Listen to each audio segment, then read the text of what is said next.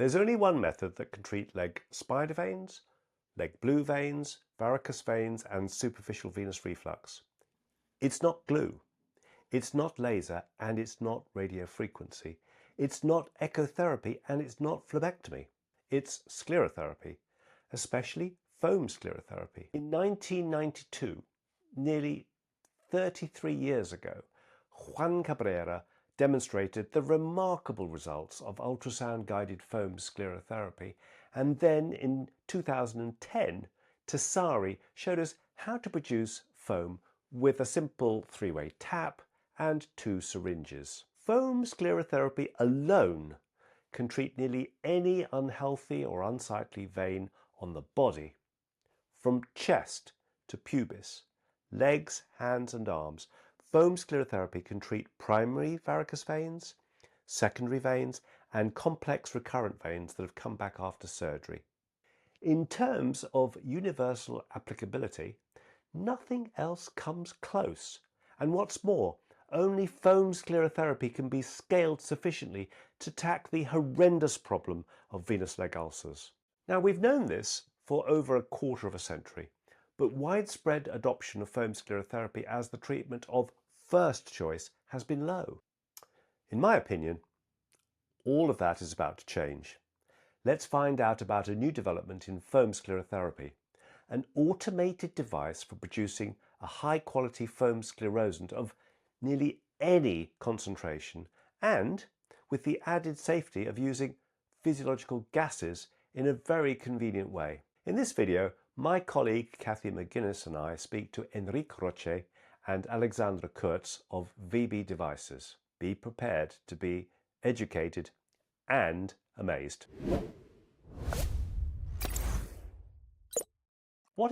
Enrique, what is different about Varicose and the foam that comes from it? You were saying to me earlier that the foam that comes from Varicose is different from that which comes from the manual method that we're all familiar with, the double syringe method with a three-way tap or a two-way tap. And Kathy and I are used to producing foam with 1 part of sclerosant to 4 parts of air. And you say that Varicose, the foam coming out of that is different, and you were explaining it to me. Would you mind doing that again, please? Yep. So this is one of the things that we realize, that the agitation of a sclerosing agent makes the molecules of the drug that be from the micellar form to a bubble. So depending on the energy of this mixing, you can have more bubbles, smaller bubbles, and more volume of a sclerosing agent in between the bubbles. When you prepare foam with a manual method, the threshold of the maximum volume of gas that you can use and mix with a manual method with a liquid is a ratio of 1 part of liquid, 4 parts of gas. If you try to make manually a combination of 1 part of liquid and 5 parts of gas, it is not possible, because the shear stress to obtain a homogeneous foam. So that's the reason, because the threshold of the manual method is doing a 1:4 ratio foam. Okay, if you are using less gas, you can obtain a very, very liquid, a more wet foam that is less stable and is snapshot. Once you have formed, in a few seconds, you will obtain liquid again. So if you go above 1:4, if you prepare with a mechanical method a foam with a 1:5, 1:6, or 1:7 ratio foam, you obtain a more stable structure with more gas, but it's more stable because it's physics. It's smaller bubbles, very homogeneous, and between the bubbles there is a force enough weak that keep the stability of the foam during more time. So the basics about the difference between the different ratios is based on that. Is based on the stability that small bubbles gives to the foam. So we discovered the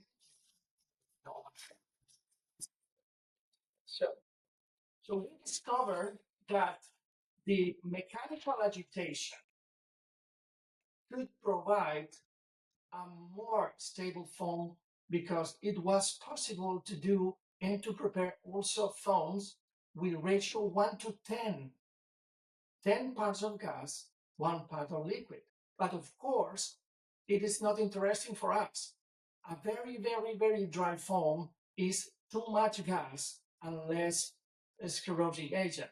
So this is one of the reasons because this device is designed and we decided which program was necessary to prepare foam in different ratios, 1:5 to 1:7, no more. And probably, I don't know if it's well understood, my explanation. Yes, yes.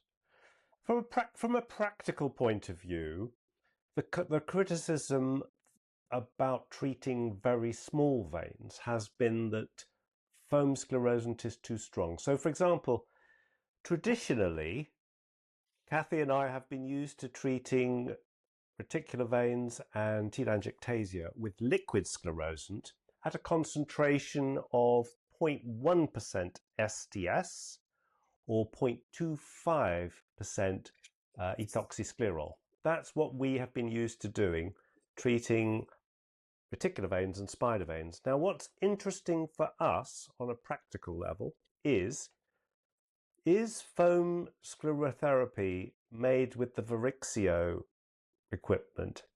Is the foam that's made with that equipment applicable to small veins like reticular veins and spider veins? Given the criticism in the past that it's too strong and that you get more microthrombi, you get more pigmentation, you get perhaps more neovascularization, more neotelangiectasia. That's one criticism.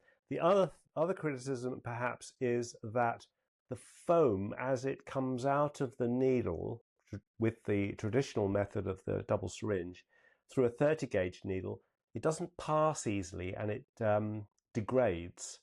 And also the criticism of the previous method is that the foam leaks out a little bit from the needle and may obscure the view. So those three things from a practical point of view, do you think that the Varicose foam or the foam made with the Varicose equipment addresses those three issues, Enrique? Okay, so the first thing is by transparency, absolutely transparency. My experience doing in my clinic, I'm treating 70% or 60% of static veins, and the rest are a combination of big veins, big disease, ulcers, or arterial. But the 60% of my activity is spider veins and static thread veins. So I started working in this device 10 years ago, and the device was in the market in 2021. Between 2016 to 2021, I've been using a prototype of device that prepare foam in more or less the same characteristics of Varicose. So I realized more than 10 years ago because my previous experiences, that foam is always better than liquid in terms of efficacy. The main reason, under my opinion, the main reason that foam had a bad reputation is because people that try to prepare foam tend to overdose. Because if you make with a manual method, if you try to do a 0.25 or 0.1% STS manually, it's not possible. It's not possible. The quality is very, very low. So then people tend to use foam for spider veins in higher concentrations that really are recommended. So that's one of the reasons, because bad results were linked to the use of foam because people were using higher concentrations. So now this is something that we have to plan, we have designed. Now it is prepared, but probably in the future, in 1 year maybe, we start studying, comparing liquid and foam, but in a very low concentration. So the rationale of the effect is because if you are using foam, you are making easier the effect of the endothelium inflammation, and you are pushing the blood out, and this is always better for the treatment. If you are doing Right. if you are doing that with very low concentrations, the results will be better than liquid. But the main message is for people that can use the Varicose, think that the Varicose foam is more effective or more aggressive, and you can also make a very low concentration.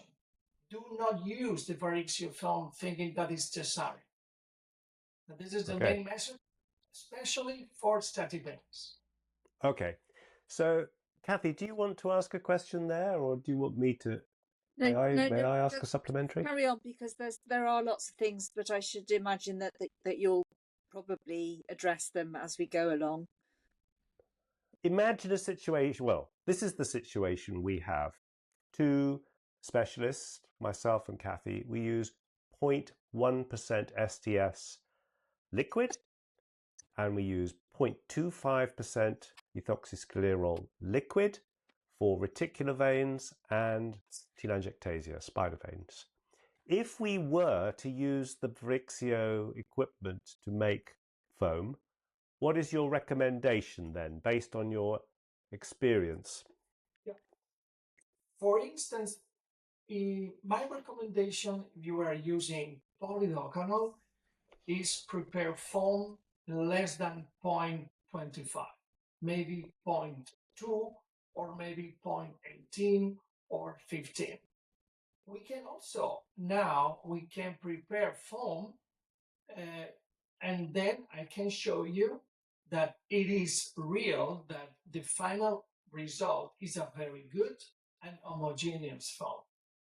In case of STS, we can also prepare 0.205 or 0.21%.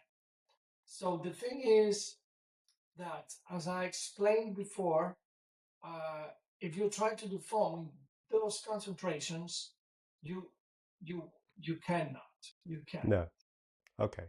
All right then. So Kathy and I are going to move from STS to ethoxysclerol, and at present we can get ethoxysclerol at 0.5%.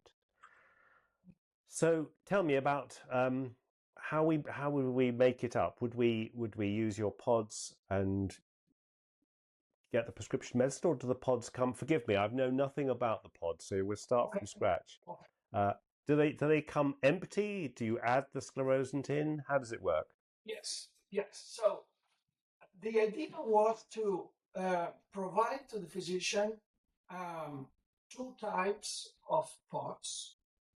One pot is filled by a sterile gas, air.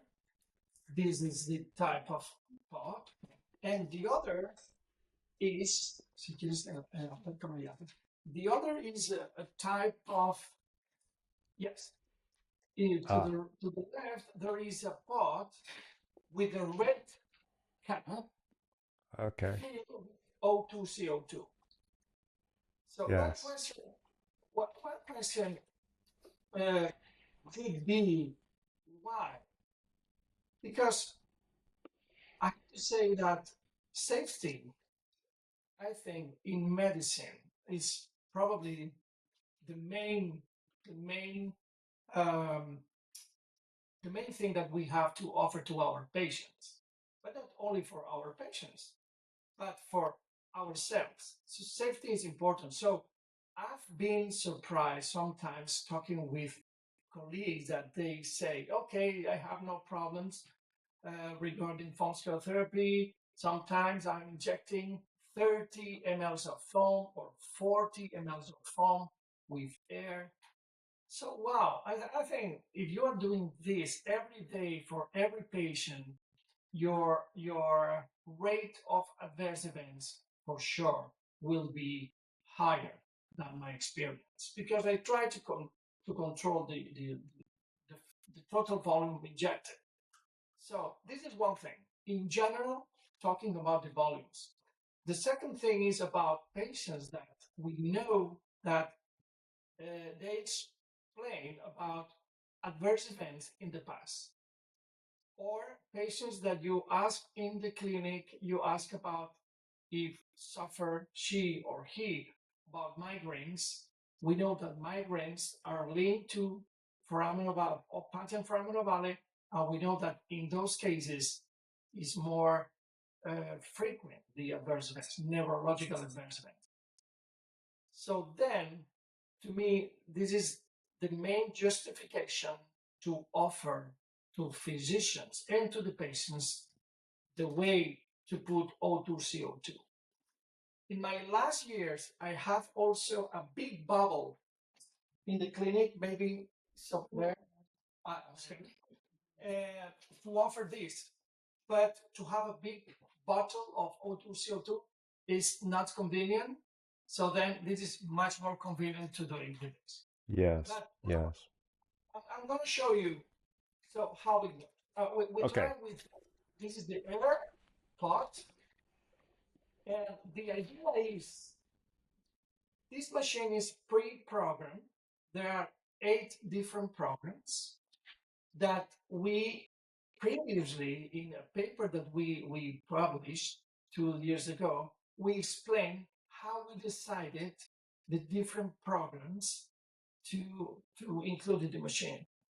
The different programs are selected because different conditions made different behavior.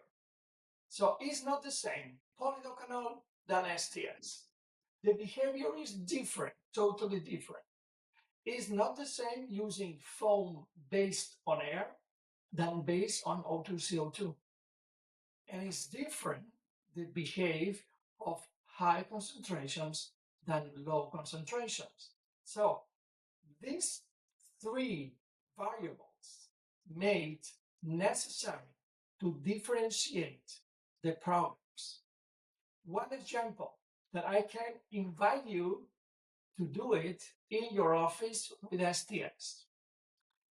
If you prepare foam with a high concentration of STS, with the programs of polydocanol, you will obtain a very, very dry foam. You will obtain a 1:10, probably, ratio foam. That it is not recommended because you are injecting a lot of gas. And the reason is because STS, the molecules, the behavior is different than polydocanol.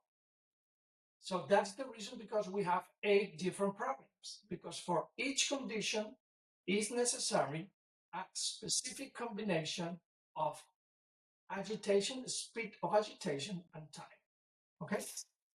So please interrupt me, because when I start talking, I can talk without stop. So then we have the capsule with air. We put in place and we open the machine. So then this is the capsule of air, and now we start preparing. I want to show you the 0.25 polydocanol. This is a 0.25. We open it. The programs also were decided using 2 ml of a sclerosing agent. One question: is possible to use more than 2 ml?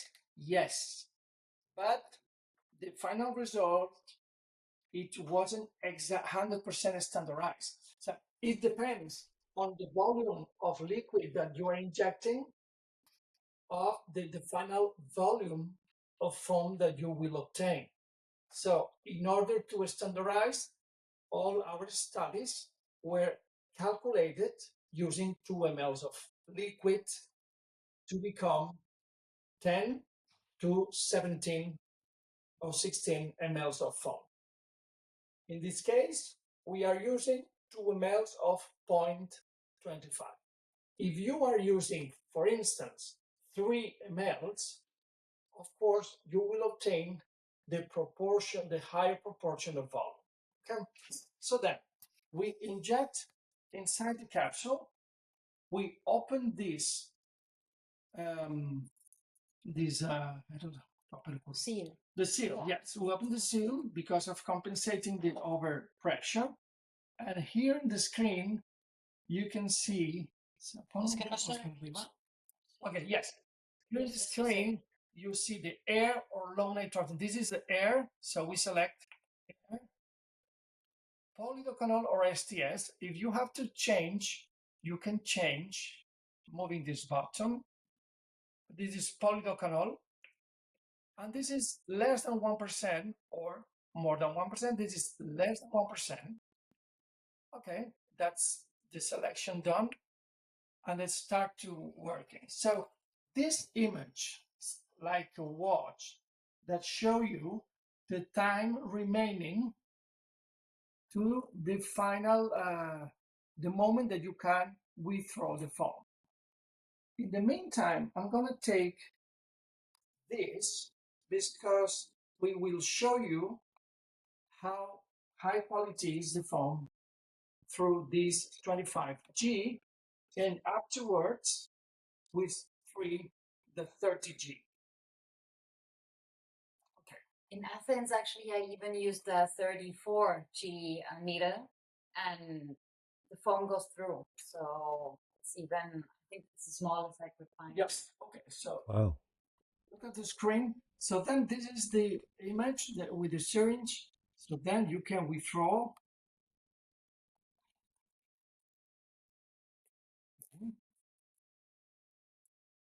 Another point is which type of syringe you use. It depends. So we can. So then, okay, yes. You see the quality? Okay. So this is, I have to say, every time I see that, I feel happy. I feel happy. Yeah. Yes, because look at this. This is a 0.25. We can also prepare foam in 0.20 or 15 or 0.12% in polydocanol. So the result is like this. It's very, very homogeneous, very dry. And if you are using this type of foam, also treating varicosities, the effect is superior than liquid. the key thing is decrease the concentration. That's the only thing that I have to say. Probably liquid works, but my experience is in one session of foam probably is equivalent to 3 sessions of liquid. That's my feeling, but I don't have the data, the mathematical data. Let me show you more. Now, in a smaller syringe, a smaller needle. Important to notice that the Varicose doesn't stop, so it continues steering to keep the foam stable. So don't stop the machine because it's necessary that the machine runs and keeps. So this is a 27.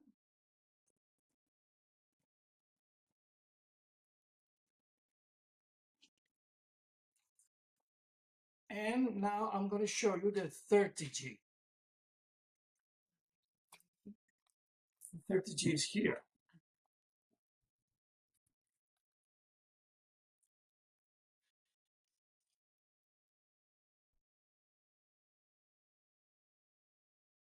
And of course, it's not the same, but you see it's also foam. Yes. Yes, one of the criticisms, as I say, Enrique, has in the past been that foam wouldn't come through a 30 gauge needle like that.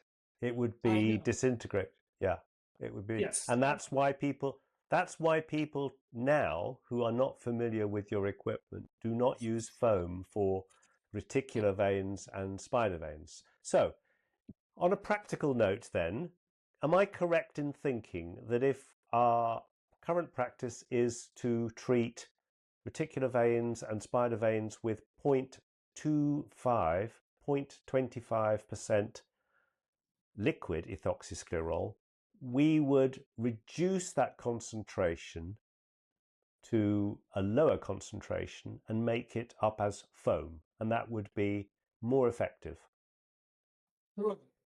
That's and what concentration is it for us to choose? Would we halve it? Would we go to 0.125 or less than that? What would be your recommendation from a practical equivalent? What I'm doing in our clinic, we are using 0.15 to 0.18. The difference to 0.15, from 0.15 to 0.18. The difference is based on the type of small veins. The typical, very red veins, very small, probably the worst to treat is I'm using 0.15. In more or less blue, green, small veins, 0.18. And I know that one of the I don't know, controversial points of this is that you have to dilute. So that's one of the things that the companies, they don't feel comfortable about that, is because they say, okay, but you are diluting. Yes, but to dilute is something legal. You can do it. You can do it. It's not. So, for instance, there are some places, some countries that they don't have all the concentration. So then they have to dilute. It's something that they are forced to do it. So yes. if you dilute from 3% to 1% or from 3% to 1.5%, why not dilute from 0.25 to 0.15 to 0.18? Okay. Yes. Okay. And if my practice would be to use a 3 ml syringe, am I able to, on that side port, to just fill a 3 ml syringe to the point I wish? Absolutely. The thing is, I have 2 comments regarding the use of very small syringes. The first comment is practical comment. I know it's easier and more convenient to use small syringes, But what I saw is, and this is based also in physics, if you are using small syringes, you are making a higher pressure when you inject. And this is sometimes the reason to have the pass of the foam from the venous to the microarterial circulation. Is not common, but sometimes my theory that it seems to be logical because extravasation is not so dangerous than people have been talking about. So if you have an extravasation of very low concentration, it doesn't matter because it's saline. It's a very, very, very few concentration of sclerosing agent. The reason of necrosis or the reason of ulcers is because of the overpressure of the injection in a capillary. When you inject with too much pressure, some foam can go through the sphincter to the microarterial. So that's the reason because, and the patient, of course, when it happens, the patient has a very intense pain. And okay, this is one of the explanations that I don't like to use small syringes. From the practical point of view, you can do it, but if you are using this device like Varicose, you can obtain a very good foam just in one time and withdraw 5 mLs. I'm using 5 ml syringe, I think is enough because the stability is enough, and that is better to use 1 or 2 mLs and then go back to aspirate, but you can do it. So this is a 3 mLs and you can withdraw without problems. The other thing that is, I love to talk about it, is about the quality of the quality of the syringes and the stability of the foam. So this is a very bad, that is medium, but it's not very good for, because the rubber, the black rubber always is bad for the stability. But anyway, we have enough good foam. But it's not the same. Maybe we should prepare more foam. But I'm going to show you how deep is the foam. You see, because it's recorded, we can compare. We can compare this foam from this syringe. I'm going to show you what happened with other type of syringe with a bad quality rubber or with more silicone. Oh, more or less it's the same. More or less it's the same. Anyway, this so good Varicose that even with bad syringes work. But with the time you will see. But the time, yeah. And remind me again, Enrique, how long does that pod whisk the foam? How long does it stay whisking it for? Is whisking the right term? Yeah. So agitating. Now that there is limited time, and after 30 minutes, Yeah. the machine stops. 30 minutes? That's a lot of time. Okay. All right. The recommended time, which is also mentioned in the iFus, is actually 15 minutes. 15 minutes. Has the best quality foam, 15 minutes, yeah. And the machine will stop after 30 minutes. From the experience of some colleagues that they are using it, they say, okay, I am very slow treating patients. I lose a lot of time. I take time. So that in those cases, so I recommend it's better to stop and do again the foam. It doesn't matter. You can do it. But sorry, just to clarify that, Enrique, do you mean you add more sclerosant, or do you just stop the machine and start it with the sclerosant that remains in the pod? Yeah, you can stop with the sclerosant remain in the pot and Okay. restart. Restart. And, okay. and of course, you can imagine when you have the machine in your office, so the off-label use is very common. So this is Yes. something that we can't control, and Yes. people are doing different things. So people Yes. are in the meantime is working. They injecting liquid, and the foam is not optimal. But if you want to, one example, one patient that you are treating a small saphenous vein, and you want to treat reticular veins or small veins in the ankle. Okay, you have to combine in the same patients. You have to combine different flows. I start treating the small saphenous vein.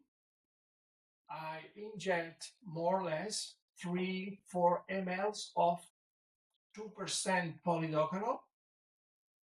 Once the foam is injected, what I can do is withdraw the remaining foam or the remaining liquid in the pot, and once it's without sclerosing agent, I inject the concentration of the foam of the liquid that you want to prepare. For instance, in those cases would be I would put 1 ml or 2 mL of 0.18.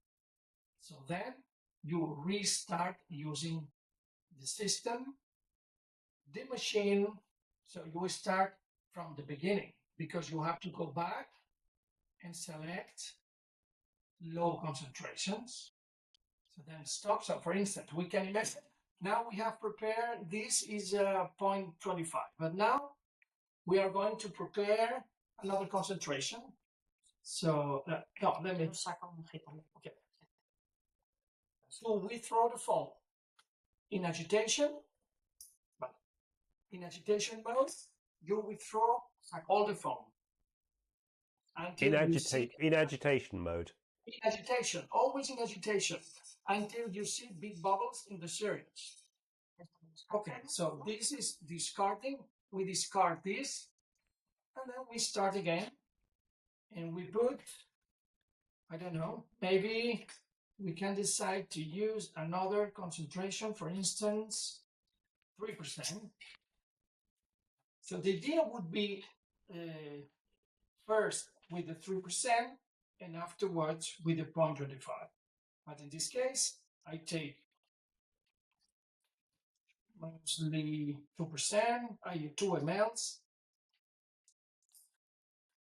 I inject in the same capsule, and I go back here. I go back to more than 1%. Right. The base of that is because the higher is the concentration, the less energy you need. If you prepare a high concentration with the programs of low concentration, the final foam would be drier than the ideal foam. So we consider the ideal foam to treat reticular or small veins. The ratio is around 1:5. And the ideal foam to treat big veins is the ratio 1:6 to 1:7, or in between. And this is the rationale for the programming of this device. Right. Right. So now this is the selection is for 3%, and we will have foam again. The problem of reusing is you can reuse in one patient without risk problems. Maybe the foam is not exactly standardized because once you have used one time, so you use again, and maybe you lose some standardization, but it's enough safe. There's no problem. Mhm. The problem is when there's the reuse in more than one patient. Because Yes. then you are injecting, you are having connections, so you can't be sure that there is not a cross contamination. Yes. So that is ready, and this is the 3%. We can charge in different syringes to show how different can be the behave depending on the syringe.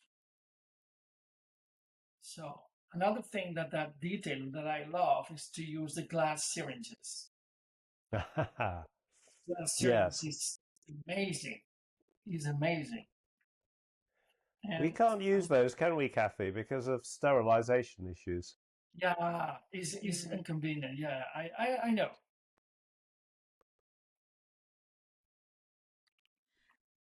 Can I ask a question, please, Haroon? Sure. Of course. Kathy, you can butt in any time you like. What is the maximum volume that you would use, Enrique, for thread veins, for small, tiny veins? What's the maximum volume you would use in one site? In my practice, in my practice for small veins, I'm using 10 ml, 10, maximum 10 to 15 in cases of patients that they have a lot of veins, and I am sure that in previous sessions all went without problems. So my first session of a patient of spider veins, I limit the session to 10 mLs. When 10 mLs are finished, I finish the session. And that's what I explain to my patients. Sometimes they ask for, okay, I've been in other places and they inject much more and blah, blah, blah. Okay. My justification is, okay, so I don't know you. It's my first time with you. First, I have to be sure that your case is okay for me, for my foam and blah, blah. If the first session with 10 mLs is okay, 99% of cases, the second sessions, depending on that, because I can inject. I'm going to show you. Let me interrupt. So I want to show you how different foam is. So I've charged, you saw when I charged the foam. Look at this and look at this. Look at this. And it was the last syringe that I charged, the last one. And look at this. Yeah. So this is the last one, liquid. This is the second, and this is the first. So syringe affects the quality of the foam. Probably for experimental reasons is important. Maybe in the daily practice is not a big issue, but it's necessary to know. It's necessary to know that you can decide one brand or another, and you will have better. No, I don't know if outcomes, but the better how to say management or of the foam. Well, I think by using a really bad syringe, bad meaning a syringe that doesn't keep the foam stable, I think you're losing the best feature of Varicose, having a good quality foam. Yes. So this one, the foam was immediately gone. Immediately. So then, exactly, you can have a very good foam in the capsule, but you destroy a good foam in your syringe. And I have to say that STS is more likely to be destructive by the rubber than the polydocanol. Okay. Because because the electronic charges of the molecules is based on the physical characteristics So it's curious, but is what it is. And Enrique, what is the maximum volume of foam that you use for microsclerotherapy at one site for one injection? Okay, for one injection is very, I don't know, maybe it's 0.1 ml. So I didn't measure. I didn't measure, but I have to say, I have some videos that I share with Haron, Okay. and you can see the maximum volume that I'm injecting is covering a small part, a small surface of the skin. Yeah. So I don't like to inject, even from a very clear and beauty reticular vein feeding small varicosities. I quit from do a one injection, and from this injection, waiting that the foam arrives to the spider veins. I don't like to do it like that. Maybe if I have typical vein with the main trunk, maybe I do one injection or two injections in the trunk, and afterwards I inject every side or every spider vein. I have one video that it shows Yes. very, I think very clear. But I don't know exactly the volume of every injection. We tell our students or our delegates on our courses to limit the area of blanching to the size of perhaps I don't know 2 centimeters by 2 centimeters. Is that the same principle? Would you say? Would you? Exactly. Yeah. So that's Yeah. so I inject until the blanching is enough. So I'm not trying to have a great blanching, because I think it's related to probably statistical adverse events. So this is the key. So maybe 2 per 2 or 3 per 3 small area. It's a small area. And I'm interested in your comment that you made. Sorry, Kathy, I'm sorry to interrupt. I was interested in your comment about not trying to force the sclerosant into the telangiectasia. One of my colleagues who's been using Variccio for a while has commented positively that when he injects reticular veins, it does spread much further, and it seems to go much further into the telangiectasia. What's your comment about that? I think it's related to the fact that the foam is more stable, and then it's mixed slowly with the blood, and probably is the called piston effect also in the reticular vein. So then you are injecting, and it's traveling the foam in a very homogeneous effect, spreading the varicosity. So then you have to wait once you have injected, and then you keep on injecting in the place that you see that the foam is not there. Yeah. Okay. I have a video that you sent to me, Enrique.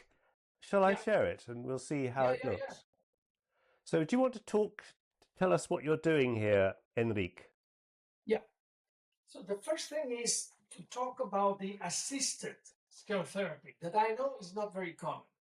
I call assisted sclerotherapy is the name of I am just handling with my fingers very close to the tip of the needle, and the injection is made through a long catheter by my nurse. So she's injecting and she's watching what is happening in the skin, and she stops if she see that there is enough blanching, or she's stopping, or I withdraw also the needle. What you can see in this video is I started injecting in the feeder vein, then I stopped, and I went to the different branches of this varicosity. And now, if you go back to the first image, you saw a very blue area full of spider veins, and after the treatment, it is filled all the different branches with a small injection of foam. And my experience, it has been positive about that. Tell me, Enrique, is that a little area of extravasation, would you say, or? Yes. So you see Yes. the different extravasation, but because the extravasation is a 0.18%. Yes. First, is practically painless. This is not. Yeah. There's not a problem if you are using glycerin or you are using glucose. Is more viscous and is more painful. Mm-hmm. So that's because I prefer polydocanol than other sclerosing agents, but because of management and because of the pain. And I think it's enough. If you reduce the concentration, you won't have pigmentation, or the pigmentation is accepted, but at a low rate. And of course, I have some videos of my practice. I am obsessive looking for darkening, and then I remove the thrombus, also in varicosities. Okay, you see the video again, and you see that I started with the feeding vein, and what's the look of these big spider veins with different branches. So the second punction, I'm going to one main branch. I'm injecting and filling maybe 3 per 3 square centimeters. I go back to other place. I go back, and that's the thing I like to work like this. Is that a magic spray? Is that a magic spray you've got there that in your left hand? Have you got a magical spray? Yeah. This spray is chlorothyro is a anesthetic. Is a spray of anesthetic. You can do it with spray. Finally, I do a lot, and it's expensive. You can also do it with ice. You can take a cube of on ice and protect the cube on ice with a glove, and you can put this on the skin and changing the place of putting the ice in the place you are going to make the puncture, and after that make the puncture. This is something is less expensive like this, because I'm using this in every day. I'm using 1 or 2 cans of spray. But of course, for the patient, it's better, because the patient is feeling more or less a cooling freeze feeling, but not the injection. The injection is minimum painful. And that's a 30 gauge needle, is it, Enrique? Yes. Yes. Any comments, Kathy? No. So what I wanted to ask Enrique was that you showed us a little device to help the foam come out of a small needle, but I can't remember what it was called or when you used it. Can you remember at the BAS meeting? Yeah. So the filter, but we use 2 types of filters. Yes. So there's one filter in the same capsule. But if you are using in the capsule here,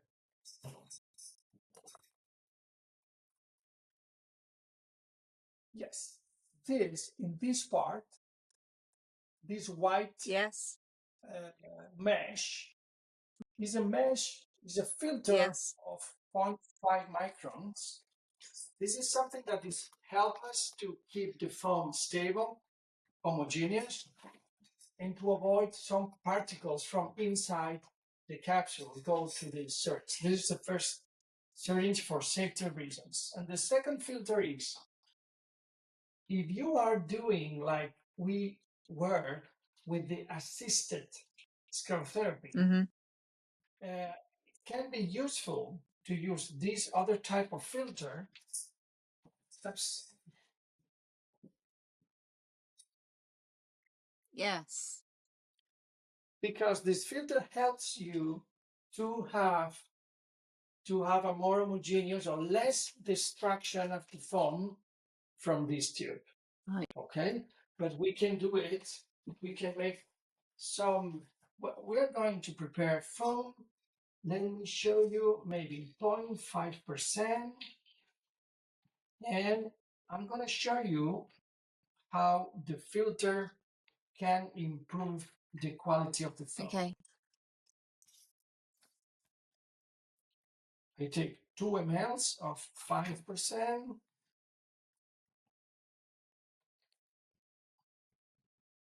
I don't remember it was foam here. Oh, okay. Te he puesto una nueva. Okay, so this is this más de 1% or no? It's less than 1%. Okay, up and go. So I'm going to show you what happens if you are using the filter or not. I think the use of this type of filter is probably a delicatessen, so it's something extra. But I know we are in the clinic, we are very obsessive about the details. And sometimes when you talk with different physicians, they are talking, okay, I don't believe in that. So it's very expensive. So anyway, so we love to do it like that because we are very focused in details. I think is important. So my practice in the office is as I mentioned, the major part are static things. So I need to have the best results. So I'm going to show you now what's happening if you are using a filter or not. Okay. So this is foam without a filter. Okay, it's good. But if you put this, the foam is slightly better. But I'm going to show you what happens if you are using a tube.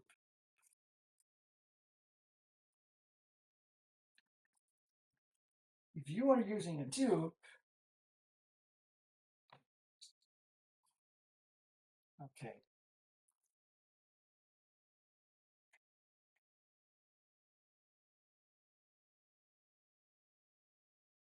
With the needle. Oh, no, yes, with this. Okay. This is a tube with a butterfly, 25G. I put foam and look at this. It's good, but the first was liquid. Now it's good. Okay, but I'm going to show you what's happening. It's the one that you used before, right? So maybe there was still some. Yeah. Just get put it outside.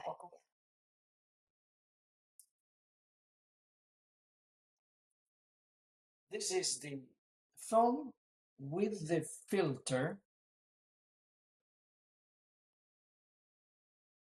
Look at this. It's slightly better.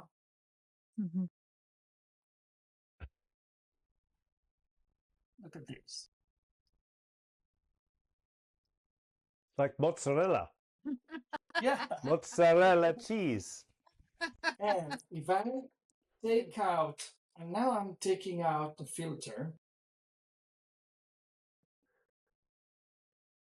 it's quite good, but so it's details, okay? But anyway, so maybe there's no different, but more or less, what we can say is the quality of the 0.5% direct or with the butterfly is almost excellent. Okay, thank you. Very good. Very good. So that covers small veins. That covers small veins. I think that is very impressive. Your video is very nice. I like that. Tell me, bigger veins then. Venous, bigger veins, truncal veins, and tributaries, varicosities. Yeah. We are familiar with treating those, but with 1% STS, 2% STS, 1% STS, 2% STS, or 2% ethoxysclerol. What is your recommendation? What's in your practice? What do you treat truncal veins with using Varicose foam? Okay. So doing Varicose foam for big veins, for small Saphenous vein, 2% polydocanol. 2% polydocanol. 2% polydocanol. For treating great Saphenous vein, of course, in the fascia, is 1% or 2%, depending on if it's bigger than 6 millimeters or less, or if it is between 5 to 6 in sufficient rates of venous vein, we can use 1%. But now we are moving to do it always 2%. 2% always in small saphenous vein, in great saphenous vein between 1 to 2, but mostly now 2%. If the occlusion is partial after 3 weeks, I tend to do or 2% or 3%, depending on what I'm finding, depending on is there a long stem or not, depending if it's a short length of the great saphenous veins patent. This is something that it depends. It depends. And for anterior saphenous vein, the thing is, if you are using high concentration, the problem is that most volume are going to the surface of the thigh. So then you have to avoid overdose the surface of the anterior saphenous vein. So in anterior saphenous vein, I would recommend 1%. Okay. Right. Okay. And this is not directly related to Varicose, but I am interested in your practice. So permit me to ask these questions. Do you place cannulas? Do you use freehand injections? What is your preference for Saphenous trunks? Do you place cannulas and then inject, or do you inject with a needle? Yeah. So my protocol would be like this. So I scan the patient. Firstly, I put some marks in the places that I think that would be the place to put the syringe, the needle. Mostly in the middle part of the thigh, in the middle part, and I'm look for the rising big tributary. So then the second point of injection, mostly below the knee, in the inner part of the knee, and sometimes if the varicose veins are so huge or very more than one big tributary, maybe I put another third small vein, small needle like butterflies. So what I'm using is for tributaries below the knee, butterflies, mostly 25G butterflies, and in the middle thigh. So what sometimes I start putting the butterflies. I put the butterflies. I fix the butterflies with some I don't know what to say. Tape. Yeah, on the tape, yes. I fix it. I flush with saline. I keep on place, fixed. And then I go to the middle part of the thigh. So I like to use a short catheter. The name is Avocath, the short catheter with Teflon. Yes. So then I do the puncture, the echo-guided puncture of the gray saphenous vein. Once the needle and the Teflon is inside, I withdraw the needle, and then I connect the long connector. And I keep also there flashing with tape. I put the leg up with a special pillow that I have, and then patient is prepared to be treated. Something that I learned from you, from the British technique that I saw in a meeting. So the flushing with saline, I think, is worked very good and help that to help that the blood out of the vein do not affect the quality flow. So once the patient is flushed with up leg, then I start to use or to inject in the middle thigh. I'm not starting from below. I'm starting from above, from the middle thigh. Then I inject very slow. I'm injecting a volume more or less of 5, 4, 6 mLs, very slow, trying to expecting the spasm of the great saphenous vein. Sometimes the great saphenous vein is not spasm, then I have to help with maneuvers with the duplex, with the transducer. I press a little bit, helping that the foam is squeezed or spasm. Then I made a check if I try to withdraw foam, or if I try to withdraw blood, it's coming, blood is not working. So then I inject more foam. If I withdraw foam, it's okay. The spasm is okay. I stop the treatment of the thigh. And then I go to the other butterflies from the tributaries, and then I inject. Depending on the type of the surface of the diameter of those tributaries, I change my concentration. For the thigh, I'm using 2%, and sometimes 1%. But below the knee, I'm not using 2%, because if you treat a tributary, a superficial tributary with 2%, for sure you will obtain an occlusion, but maybe an overinflammation. That's my feeling. Okay, if the patient is a very strong patient, very brave, he's not worried about the pain and blah, blah, blah, you can do it with 2%, no problem, but you have to tell the patient, be aware about the reaction, be aware about you can have some pain and blah, blah. But that's more or less my protocol to treat gray saphenous vein. Lovely. Okay. Lovely. Thank you very much. I've got one more question. Cat. Yeah. You very kindly sent me this sheet. Can you see this with the ratios of ethoxysclerol with the volumes? Yes.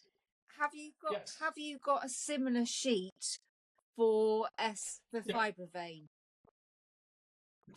Yeah, exactly. Yeah, well, we have the same, but the easier it is to know how to do it. So then take your pencil and take notes about that. Uh-huh. I'm gonna explain how to do it. Okay. It's very easy. Okay. It's very easy. But this is thanks to Christina, is here. So my nurse, she's bright. She's bright in mathematics. She's bright in mathematics. She's very, very smart and very quick. So I'm going to explain to you. Yeah. So if you start using, for instance, let me 3%, okay? 3% of polydocanol or STS, it doesn't matter. Tell me which concentration of final foam are you looking for? As an example,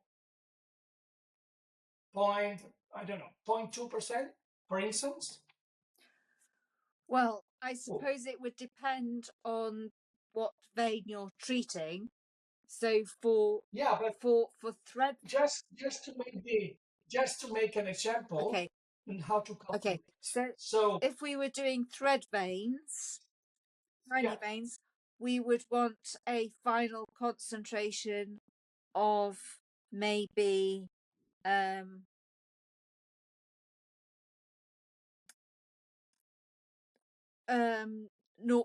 let's say 0.1% is what we'd normally use for liquid for micro for thread veins.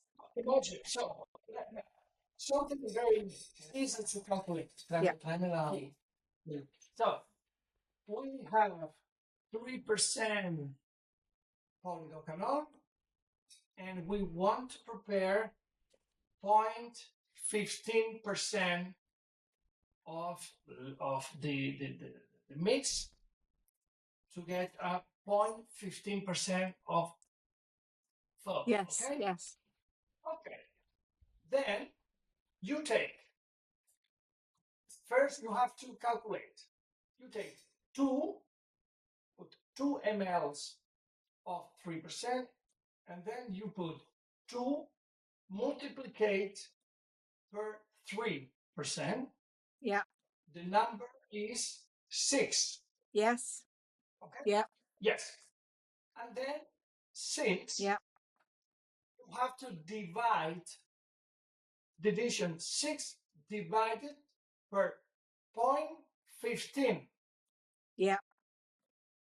Okay. If you divide it, which is the number? No problem. So 6 divided. We need Christine and help us, Christine. Yes. The number is okay. The number is 40. Yes. Okay. Okay. Yeah. Okay. Okay. 40. You take from 40. You take 2 mLs. 40 less the 2 mLs that you have. You are starting. Okay. 40 minus 2. Yeah. The number is 38. Yes. Okay. The thing is, if you take 2 mLs of 3%, if you add 38 mLs of saline, yeah, you will have 40 mLs of 0.15 polydocanol. Yeah. Because that's volume 1 times concentration 1 equals volume 2 by concentration 2. Is that right? Clever maths lady. Did you understand? So see again. Ask you again. So the maths equation. Sorry, I'm just having to go to mine at the moment. Yes. The maths equation is nearly there. Is concentration 1 by volume 1 equals concentration 2 by volume 2. You're using that equation, I think. Yeah. Yeah. Okay. All right, I think I get it. Thank you. No, it's very, so finally when you have the formula, so it's very easy. So what we are doing in our practice is, because maybe we have more than 8 patients to treat in one session. Yes. We prepare a lot of liquid. Yes. Because we have from 1 ampule of 3%, we have for a lot of patients to be treated. Yeah. Excellent. Okay. Very good. Very good. But, yeah. Okay, thank you very much, Enrique. That's very helpful indeed. Yes, thank you very, very much. Okay. Any other questions, Kathy? No, I don't think so. I think that's been really helpful. Very helpful indeed. Yes, thank you. So, Enrique, thank you very much indeed for taking the time. It's very kind of you to spare your time. And Alexandra Kurtz, thank you very much. Yes, for thank again you. helping and assisting. And is it Christina?